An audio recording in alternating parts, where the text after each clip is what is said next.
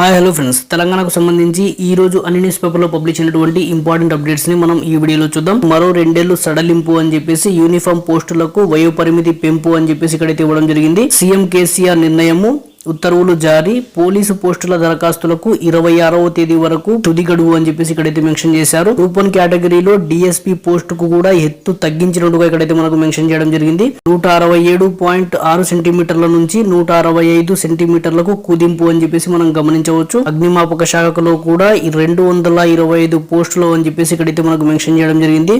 So driver operator పోస్టుల భర్తీకి ప్రకటన అని చెప్పేసి చెప్పడం జరిగింది. నేటి నుంచి 26వ తేదీ వరకు దరఖాస్తుల స్వీకరణ అని చెప్పేసి అయితే ఇవ్వడం జరిగింది. మరి ఈ 2 ఏళ్లు సడలింపు ఇచ్చినందుకు ఓపెన్ కేటగిరీ అభ్యర్థులైనటువంటి వాళ్ళు కానిస్టేబుల్ ఉద్యోగాలకు అప్లై చేయాలంటే ఏ ఏజ్ నుంచి ఏ ఏజ్ వరకు ఉండాలి అని చెప్పేసి ఇక్కడ 18 నుంచి 27 ఏళ్ళు అయితే ఉండాలి.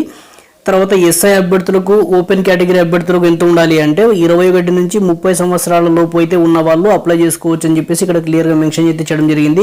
ఎస్సీ ఎస్టీ బీసీ ఈడబ్ల్యూఎస్ అభ్యర్థులకు వచ్చేసి మరో 5 ఏళ్ల సడలింపు అనేది ఉండగా, ప్రభుత్వ ఉద్యోగులకు మాత్రము సర్వీస్ ను బట్టి 5 ఏళ్ల వయో పరిమితి అయితే సడలింపు ఇస్తోంది అని చెప్పేసి ఈ పాయింట్ అయితే మనం గమనించవచ్చు.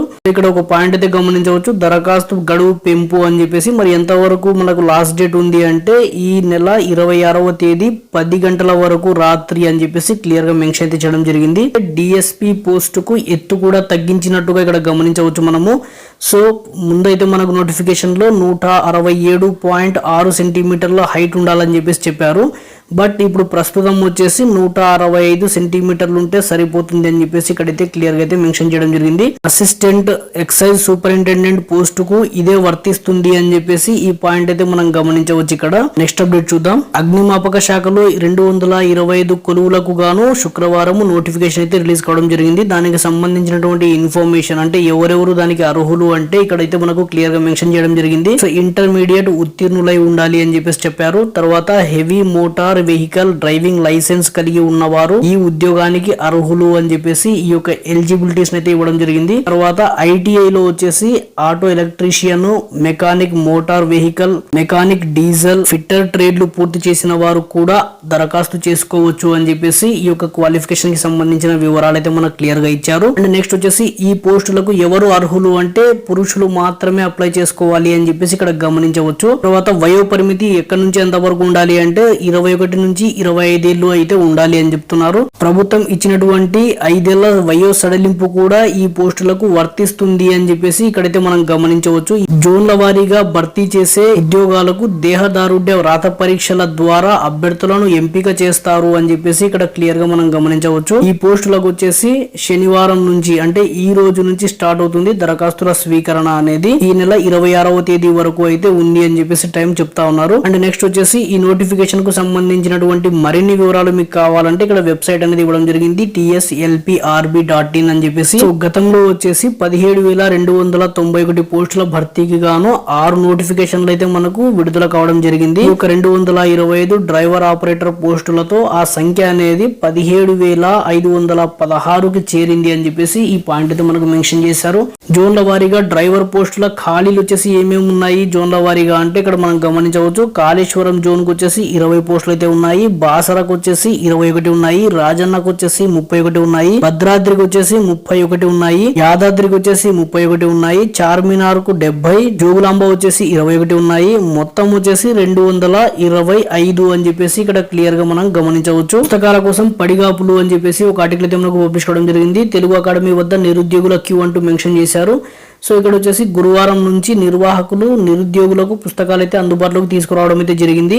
సో దీంతో హిమాయత్ నగర్ లోని తెలుగు అకాడమీలో పుస్తకాల కొనుగోలుకు వచ్చేసి నిరుద్యోగులు ఎగబడుతున్నారు అని చెప్పేసి ఈ ఆర్టికల్ అయితే మనం గమనించవచ్చు. పుస్తకాల కొనుగోలుకు వచ్చేసి కనీసం అరగంట నుంచి గంట పాటు లైన్ లో ఉండాల్సిన పరిస్థితి ఏర్పడిందని చెప్పేసి నిరుద్యోగులు వాపోతున్నారు. పుస్తకాల స్టాక్ అయిపోతే కష్టం అని చెప్పేసి భావించినటువంటి నిరుద్యోగులు ఓపికతో పడిగాపులు కాస్తున్నారు అని చెప్పేసి ఈ పాయింట్ మెన్షన్ చేశారు. ఇదే అవసరమైనంత స్టాక్ అందుబాటులో ఉంచాలని చెప్పేసి నిరుద్యోగులు నిరుద్యోగులు డిమాండ్ చేస్తున్నారు అని చెప్పేసి ఈ పాయింట్ అయితే గమనించవచ్చు. గ్రూప్ 1 లో హైట్ తగ్గించండి అని చెప్పేసి ఒక ఆర్టికల్ అయితే మనకు పబ్లిష్ కావడం జరిగింది. యూనిఫామ్ పోస్టుల్లో ఎత్తు వచ్చేసి 165 సెంటీమీటర్లు పెట్టాలి అని చెప్పేసి అయితే మెన్షన్ చేశారు. రాష్ట్ర ప్రభుత్వానికి అభ్యర్థుల విజ్ఞప్తి అని చెప్పేసి మనం గమనించవచ్చు. సో ఇక్కడ వచ్చేసి మెయిన్ పాయింట్స్ ని మనం గమనిస్తే సో 2 సెంటీమీటర్లు తగ్గించాలి అని చెప్పేసి ఈ పాయింట్ అయితే మనం గమనించవచ్చు.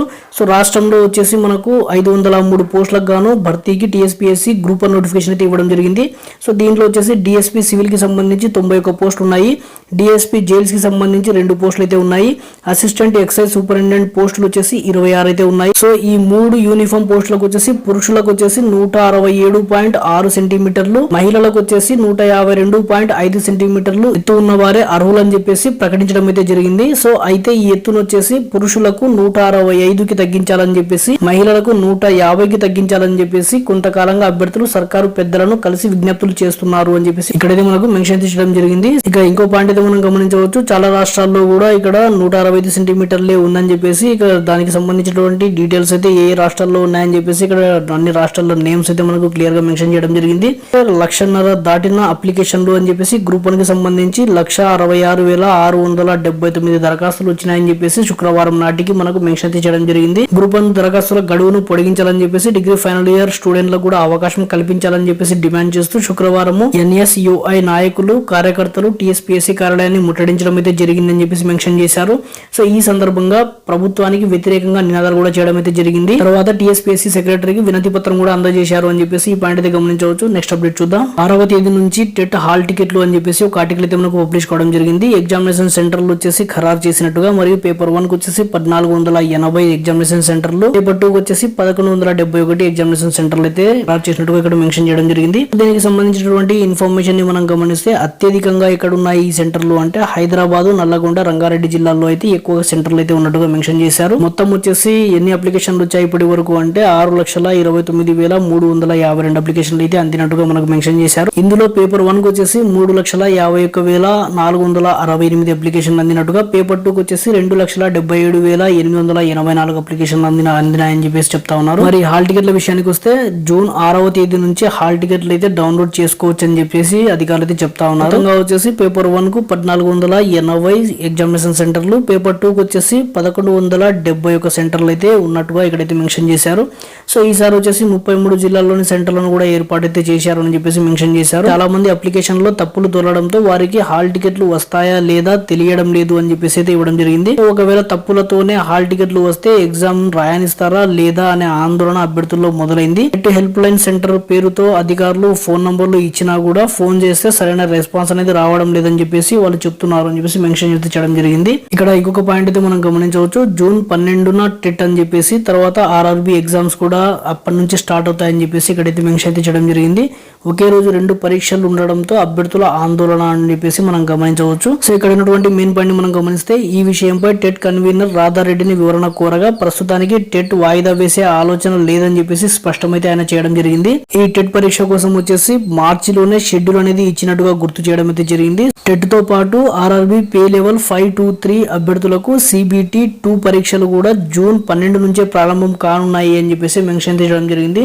సో మరి చేంజ్ చేస్తారా లేదా, సెంట్రల్ గవర్నమెంట్ కాబట్టి సెంట్రల్ గవర్నమెంట్ చేంజ్ చేసే ఆప్షన్ అయితే మనకు ఉండదు. సో మారిస్తే మనకు ఈ టెట్ ఎగ్జామ్ ని మార్చడం అయితే జరుగుతుంది. మరి ఏం డెసిషన్ తీసుకుంటుందో గవర్నమెంట్ మనము వేచి చూడాలి. వర్సిటీలో నాన్ టీచింగ్ పోస్టుల భర్తీకి చర్యలు అని చెప్పేసి ఒక ఆర్టికల్ అయితే మనకు పబ్లిష్ అవడం జరిగింది. దీనికి సంబంధించినటువంటి ఇన్ఫర్మేషన్ లో మనకు జూనియర్ అసిస్టెంట్లు మరియు ఆపై ఖాళీల భర్తీకి ఛాన్స్ అని చెప్పేసి మెన్షన్ చేశారు. సో వైయూలో మొత్తం ఎన్ని పోస్టులు ఉన్నాయి ఇక్కడ అంటే 680 పోస్టులకు అవకాశం అని చెప్పేసి మెన్షన్ చేయడం జరిగింది. పూర్తిగా సమాచారం అయితే మనకు క్లియర్ గా ఇక్కడ గమనించవచ్చు. ఒక టేబుల్ అయితే మనకు ఇవ్వడం జరిగింది. ఇక్కడ వచ్చేసి ఉస్మానియా యూనివర్సిటీకి సంబంధించి మొత్తంగా ఖాళీలు వచ్చేసి 2075 ఉన్నాయి. అంటే అత్యధికంగా ఉస్మానియా యూనివర్సిటీలో మాత్రమే ఉన్నాయి. అత్యల్పంగా వచ్చేసి మనం ఇక్కడ గమనించవచ్చు తెలంగాణ యూనివర్సిటీలో 9 ఉన్నాయి. మహాత్మా గాంధీ యూనివర్సిటీలో కూడా 9 ఉన్నాయి. సో ఇందులో వచ్చేసి ఓయూ పరిధిలో 680కి పైగా జూనియర్ అసిస్టెంట్ భర్తీకి ఛాన్స్ ఉన్నట్టుగా ఇక్కడైతే అధికారులు భావిస్తున్నారు అని చెప్పేసి మనం ఈ పాయింట్ అయితే గమనించవచ్చు. నెక్స్ట్ అప్డేట్ అయితే చూద్దాం. గ్రూప్ 1 కోసము doctor BR Ambedkar open university study material ను రూపొందిస్తున్నట్టుగా ఒక ఆర్టికల్ అయితే మనకు పబ్లిష్ కావడం జరిగింది. దానికి సంబంధించినటువంటి ఇన్ఫర్మేషన్ ను మనం గమనిస్తే ప్రత్యేకంగా వచ్చేసి 8 సెట్లను సిద్ధం చేస్తున్నటువంటి వర్సిటీ అని చెప్పేసి చెప్తున్నారు. అండ్ వారం 10 రోజుల్లో అందుబాటులోకి అయితే వస్తాయని చెప్పేసి చెప్తా ఉన్నారు ఈ యొక్క మెటీరియల్ అనేది. అండ్ నెక్స్ట్ వచ్చేసి బిఏ ఎంఏ పుస్తకాలను కూర్పు చేసి జాగ్రఫీ, పొలిటికల్ సైన్స్, భారత రాజ్యాంగము, ఇతర పాఠ్యాంశాలతో మొత్తంగా వచ్చేసి 8 సెట్లు రూపొందిస్తున్నట్టుగా వీళ్ళైతే చెప్తా ఉన్నారు. అండ్ నెక్స్ట్ వచ్చేసి ఇటీవల గ్రూప్ 1 నోటిఫికేషన్ లో వెల్లడించినటువంటి సిలబస్ ప్రకారమే అధికారులు ఈ స్టడీ మెటీరియల్ ను సిద్ధం చేస్తున్నారు అని చెప్పేసి అయితే మెన్షన్ చేయడం జరిగింది. వారం 10 రోజుల్లో ఈ మెటీరియల్ అనేది అందుబాటులోకి రానున్నది అని చెప్పేసి మెన్షన్ చేయడం జరిగింది. ఇక్కడ ఇంకొక పాయింట్ మనం గమనించవచ్చు, వీటిని చదువుకుంటే సరిపోతుంది అని చెప్పేసి చెప్తా ఉన్నారు. సో దీనికి సంబంధించి ఇన్ఫర్మేషన్ మనం గమనిస్తే గ్రూప్ 1 కే కాదు గ్రూప్ 2 కూడా ఇది ఉపయోగపడుతుంది అని చెప్పేసి క్లియర్ గా మెన్షన్ చేయడం జరిగింది. సో ఉద్యోగార్థులు వీటిని చదువుకుంటే సరిపోతుంది. రాష్ట్రంలోని గ్రంథాలయాలు, వర్సిటీలు సహా ప్రభుత్వ శాఖలు నిర్వహిస్తున్నటువంటి కోచింగ్ కేంద్రాలకు కూడా వీటిని అందజేస్తామని చెప్పేసి వైస్ ఛాన్సలర్ అయినటువంటి ప్రొఫెసర్ కుసుంబ సీతారామరావు గారు చెప్పినట్టు ఇక్కడైతే మెన్షన్ అయితే చేయడం జరిగింది. ఇంకొక పాయింట్ అయితే మనం గమనించవచ్చు, సివిల్స్ కు తగ్గట్టుగా సిలబస్ అని చెప్పేసి doctor BR Ambedkar open university రూపొందించినటువంటి బిఏ ఎంఏ పుస్తకాలకు వచ్చేసి అధిక డిమాండ్ ఉంది అని చెప్పేసి చెప్తా ఉన్నారు. పోటీ పరీక్షలకు ఎంతో ఉపయుక్తంగా ఉండే ఈ పుస్తకాలను మార్కెట్ లో విక్రయించరు, అడ్మిషన్లు పొందిన విద్యార్థులకు మాత్రమే అందజేస్తారు అని చెప్పేసి అయితే మనకు మెన్షన్ చేయడం జరిగింది. వీటి సిలబస్ వచ్చేసి సివిల్స్ కు తగినట్టు ఉంటుంది. సివిల్స్ కు పోటీ పడే విద్యార్థుల్లో కొందరు ఈ పుస్తకాల కోసమే బిఆర్ అంబేద్కర్ ఓపెన్ యూనివర్సిటీలో బిఏ కోర్సులో చేరుతుంటారు అని చెప్పేసి ఈ పాయింట్ అయితే మనకు మెన్షన్ చేయడం జరిగింది. సో ఈ విధంగా ఈ పుస్తకాల డిమాండ్ గురించి ఇక్కడైతే మనకు క్లియర్ గా మెన్షన్ చేయడం జరిగింది. నెక్స్ట్ అప్డేట్ చూద్దాం.